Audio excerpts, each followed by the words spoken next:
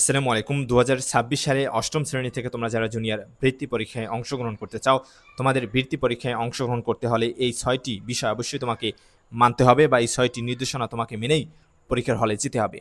Number ১ এ রয়েছে পরীক্ষা শুরুর ৩০ মিনিট পূর্বে অবশ্যই পরীক্ষার্থীদেরকে পরীক্ষা কক্ষে আসন গ্রহণ করতে হবে। অর্থাৎ পরীক্ষার কক্ষে তোমাকে উপস্থিত থেকে তোমার সিটে তোমার অবস্থান করতে হবে। নাম্বার ২, প্রশ্নপত্রে উল্লেখিত সময় অনুযায়ী পরীক্ষা গ্রহণ করতে হবে। বিজ্ঞান বিষয়ের জন্য ১ ঘন্টা ৩০ মিনিট এবং বাংলাদেশ ও বিশ্ব পরিচয়ের জন্য ১ ঘন্টা ৩০ মিনিট করে সর্বমোট ৩ ঘন্টা পরীক্ষা অনুষ্ঠিত হবে এবং এই ৩ ঘন্টার বেশি তুমি পাবে না। নম্বর ৩, পরীক্ষার্থীগণ তাদের প্রবেশপত্র নিজ নিজ প্রতিষ্ঠান প্রদানের নিকট হতে পরীক্ষা আরম্ভের কমপক্ষে ৭ দিন আগে বা ৭ দিন পূর্বে সংগ্রহ করবে। অর্থাৎ পরীক্ষার পূর্বে অবশ্যই তোমাকে প্রবেশপত্র নিয়ে যেতে হবে এবং সেটা তোমাকে নিজ দায়িত্ব গ্রহণ করতে হবে। নম্বর ৪, পরীক্ষার্থীগণ তাদের নিজ নিজ উত্তরপত্রের OMR ফরমে তার পরীক্ষার রোল নম্বর, রেজিস্ট্রেশন নম্বর, বিষয় কোড ইত্যাদি যথাযথভাবে লিখে ভৃত্য ভরাট করবে। কোনো অবস্থাতেই উত্তরপত্র ভাঁজ করা যাবে না। অর্থাৎ পরীক্ষা তোমার OMR বা তোমাকে যে খাতা দেওয়া হবে লিখতে, সেই খাতায় রোল নম্বরের জায়গায় রোল নম্বর এবং সেটা অবশ্যই সঠিকভাবে লিখবে তোমরা। রেজিস্ট্রেশন নম্বর, বিষয় কোড, আমি এর উপর একটি ভিডিও দেবো যে কীভাবে OMR শিট ভরাট করতে হয়, সেটা তোমরা দেখবে। ইনশাআল্লাহ তোমরা বেশ কিছু শিখতে পারবে এবং উপকৃত হবে।